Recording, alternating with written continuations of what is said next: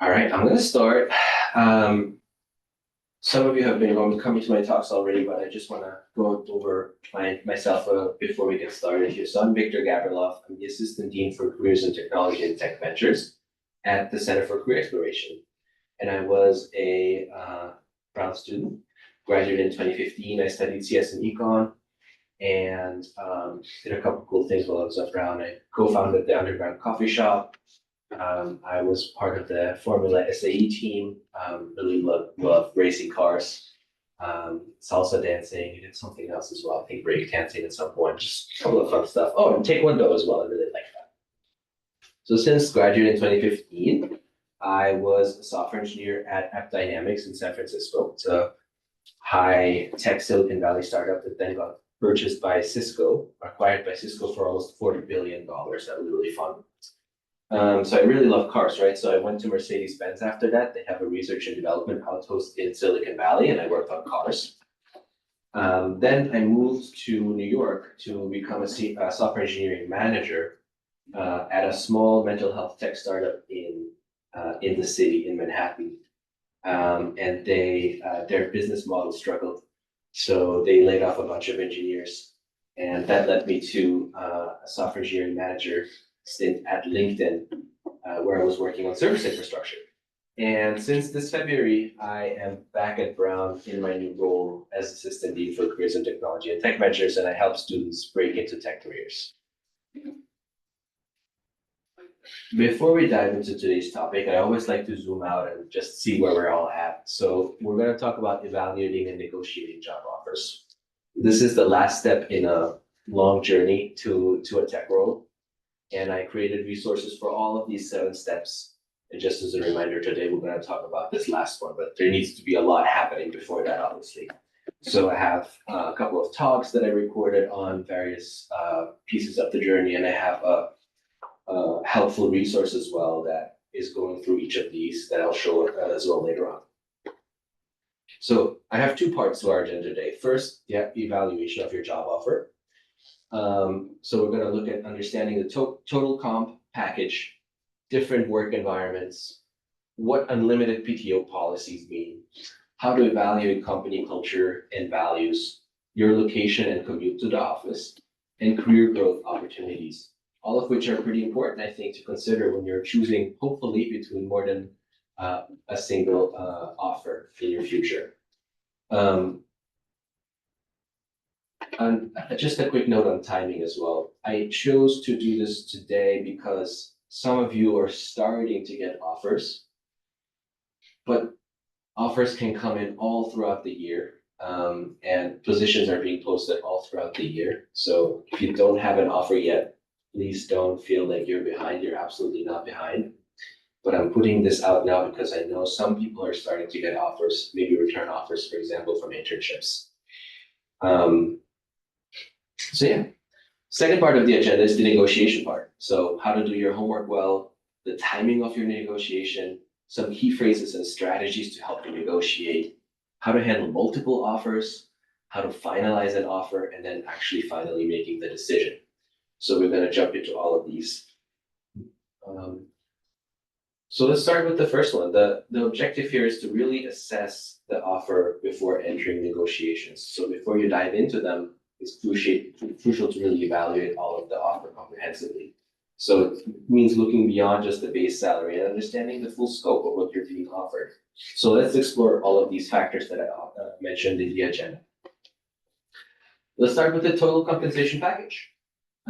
So while the base salary is really important, that's just one piece of the puzzle, right? For example, you might be offered a competitive salary, but if the benefits are lacking, the overall value could be less than you'd expect. So consider bonuses, for example. Does the company offer any signing bonuses or annual performance bonuses? So for example, if you're someone who values immediate financial incentives, a substantial signing bonus might be actually pretty appealing to you. Another thing is equity. That's another pretty critical component, especially in tech companies. So when you receive stock options or shares, that can significantly increase your total compensation over time. So if you join a startup and the company grows substantially, your equity could become a significant asset for you. Another thing is the benefits, so don't overlook those.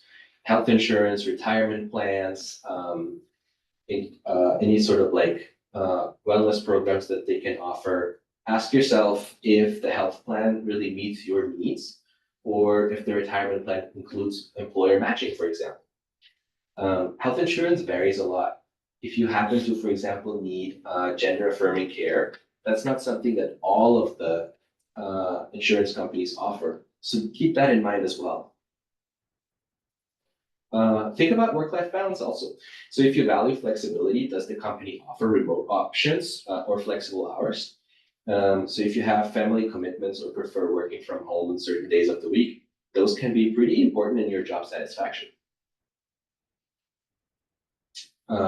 So yeah, let's look at the different aspect, which is different work environments. I have these two quite stark differences here, startups and big tech companies, but the reality, of course, is there's a spectrum of the companies anywhere on that spectrum. But in general, in a startup, you might accept a lower base salary in exchange for a higher equity stake.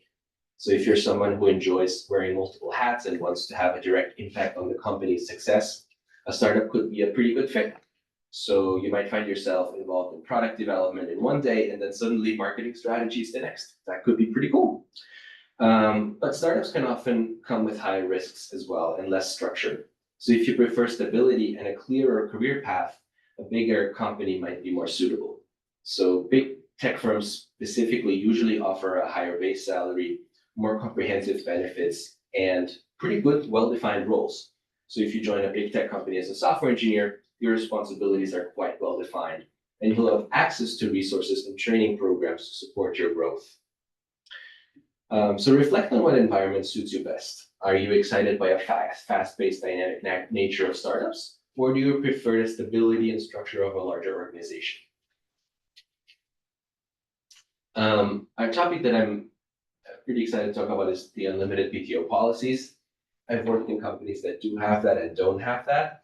And some of them offer that, which can sound really fantastic at first glance, because you might think, yeah, great, I can take a vacation whenever I want. But it's important to consider both the pros and cons. On the plus side, unlimited PTO offers you flexibility, and it can promote a healthy work-life balance. So if you need to take a few days off unexpectedly, you don't have to worry about exceeding your allotted days. Pretty cool in the beginning, especially. On the downside, though, the lack of a set limit might make you hesitant to take time off because you might fear that others perceive you as less committed. So some employees actually end up taking less vacation time under unlimited PTO policies. And since there's no accrual of unused days, you won't receive a payout for unused vacation if you happen to leave the company. Sometimes they accrue to a couple of weeks or even a month and a half or something like that, which can be quite substantial. So I recommend asking your potential employer about their team norms in order to figure out what's going on. So you might say, hey, can you share a little bit how people on the team typically use their vacation time? And that'll give you a better understanding of whether the unlimited PTO policies really actually genuinely support a work-life balance the way it's intended to. Company culture and values are pretty important to your job satisfaction. So reflect on whether the company's mission resonates with you. Like you're passionate about environmental sustainability, so joining a company that prioritizes green initiatives would be fulfilling. And team dynamics are important too. During the interview process, did you feel a good rapport with your potential manager and colleagues? So if you value collaboration and the team seems really competitive, that might be a red flag. So assess how the company approaches work also.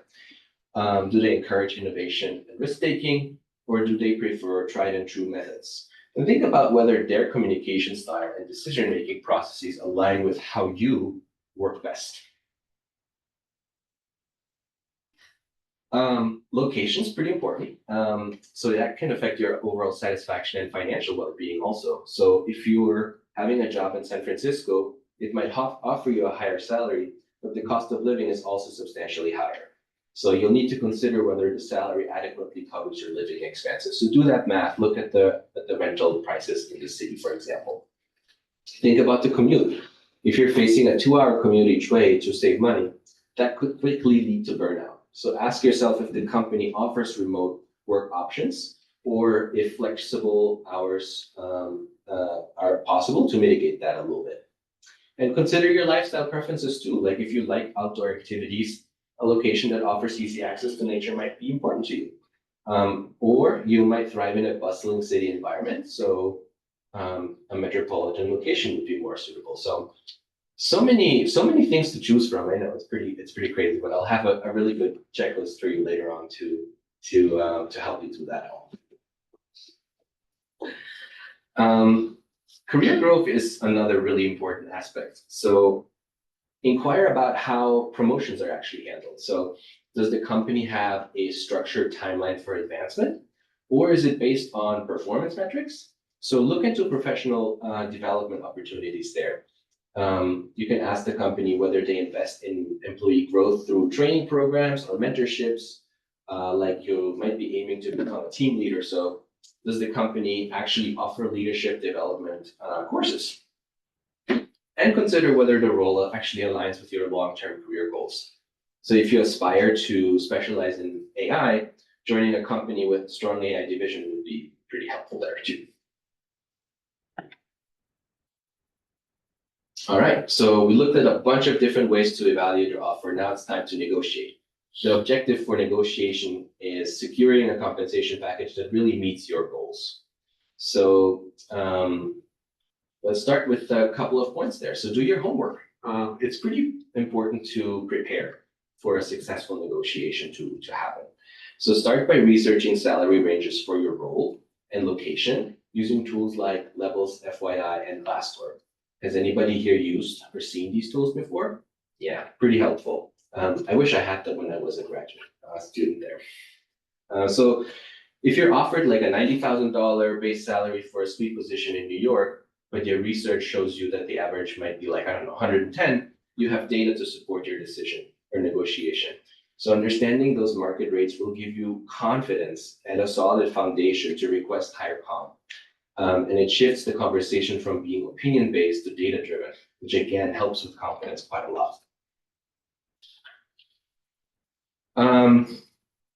The optimal time to negotiate is after you've received a formal offer, but before you accept it. And employers expect some negotiation, so don't hesitate to do it. Always begin by expressing gratitude.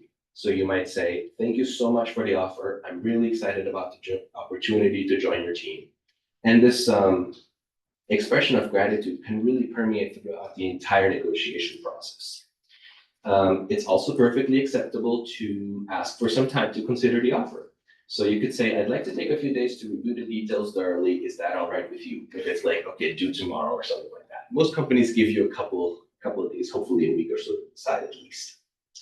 So use this spare time to prepare for negotiation by identifying the key areas you want to discuss. Like we said, like base salary, signing bonus, equity, benefits, etc. All right, some key strategies. When you negotiate, it's really important to maintain positive and respectful. So start by thanking the employer again, and try to present all of your requests in a single conversation to keep the process efficient. So you might say, based on my research and considering my needs, I'd like to discuss a few aspects of the offer, including the base salary, signing bonus, and additional vacation days. So that's in contrast to doing one thing at a time when you might be saying let's say only negotiate the base salary for now, then it fits well, and then you come back and negotiate for something else. That is not going to sit well with the employer. So be specific about what you're requesting as well. So instead of saying, hey, I was hoping for more, you could say, I was expecting a base salary closer to 100K based on market averages, right? So here are some key phrases for that.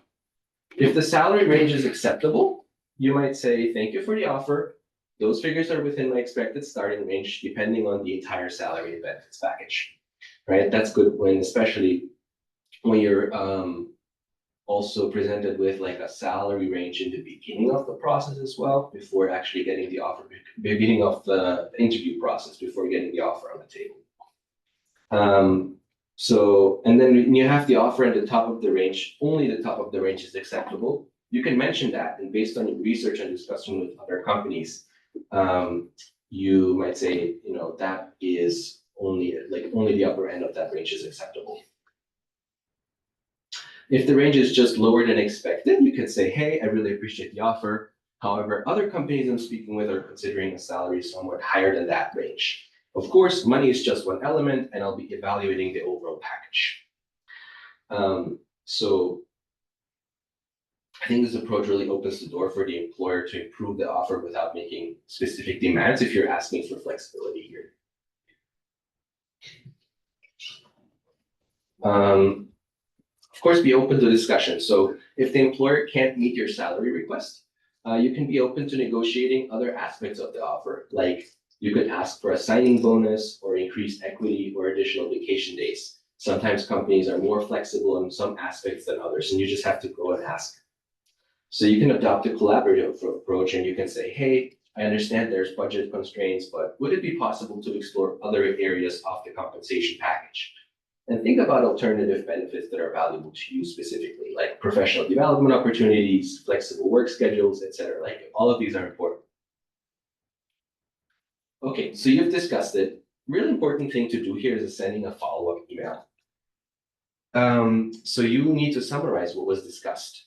That can ensure that both parties are on the same page, and then there's a written log essentially that you can reference later. So you could say, hey, thank you for taking the time to discuss the offer today. As we agreed, the base salary will be X, Y, and Z with the X signing bonus and 3 additional vacation days. Please confirm that this aligns with your understanding. And then you can wait for their confirmation or an updated offer letter before making your final decision. If you have multiple offers, managing them can be pretty hard. So I really recommend considering consulting a career counselor to help weigh the pros and cons of each offer. At the Center for Career Exploration, we have 5 really awesome career counselors that are trained just for that, and you can speak to them one-on-one on that.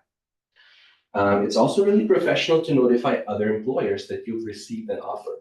So this might expedite their decision-making process. Like you could say, hey, I wanted to let you know that I've recently received an offer for a similar role. I'm still really interested in opportunities with your organization, and I'm wondering if we could discuss my candidacy further. So be mindful of timelines as well. Communicate your need for a decision by a certain date without pressuring the employer excessively, but you need to let them know. Multiple offers also usually help you leverage them against each other. So, for example, you might say to employer A, I've received another offer that includes a higher salary and additional stock options. I'm very interested in the role and was wondering if there's any flexibility in your offer to better align with these terms. So always remain honest and professional.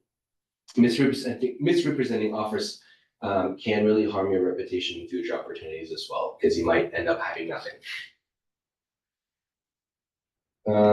Once you're done, you're going to finalize the offer, and you're going to request the final offer in writing if they haven't done it anyway already. And that document should then include all aspects of your compensation package, and you'll need to review the offer really carefully, confirm that it reflects everything that was agreed upon. And if you notice any discrepancies, reach out really quickly and clarify. So if the signing bonus is missing from the offer letter, contact the employer and address the issue before signing it. Everything that's written is really what counts at the end. All right, so it's time to make your decision. All the information in hand, you can go ahead and think about actually deciding on the role. So again, consider again, how does the role align with your career goals, comp package, company culture, growth opportunities, all of that stuff. If you decide to accept the offer, communicate your decision quickly and professionally. You might say, hey, I'm super thrilled to accept the offer for the position. I'm really looking forward to joining the team. And also inform any other companies you've been interviewing with about your decision as well. If you choose to decline, you can do so respectfully. You can really thank them for the opportunity and express your appreciation for their time. because doing this respectfully leaves the door open for future opportunities. So a couple of additional tips again. As you're navigating this process, remember that support is available for you. Speak with a career counselor for personalized guidance. Really prepare well. Practice your negotiation conversations, perhaps with a friend or mentor or a career counselor. This can boost your confidence and help you articulate your requests clearly, which is really important. Keep being professional in your communications. Respect and courtesy do go a long way in building these positive relationships, even though they might not end up in an employment with everybody. So don't forget at lastly as well, don't forget to utilize a checklist that I provided to ensure that you cover all of the essential aspects of evaluating and negotiating your offer. And the checklist is here. I have it in the slides. I'll send these slides to you later, but essentially it looks like this. It's everything we talked about. You can really check it all off. So make a copy for yourself. And it's got all of that we talked about here as well. So you can really make sure that checking everything off, you know you have considered everything and haven't missed anything. So I hope that that's helpful to you.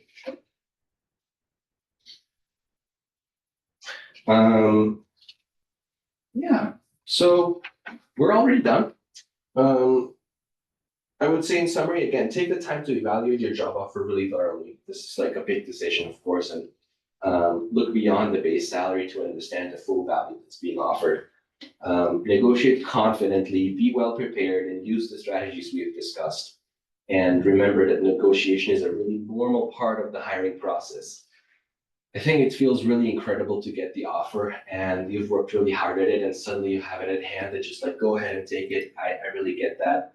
But I sometimes think, so I've done negotiation with every single offer between the companies that I've switched.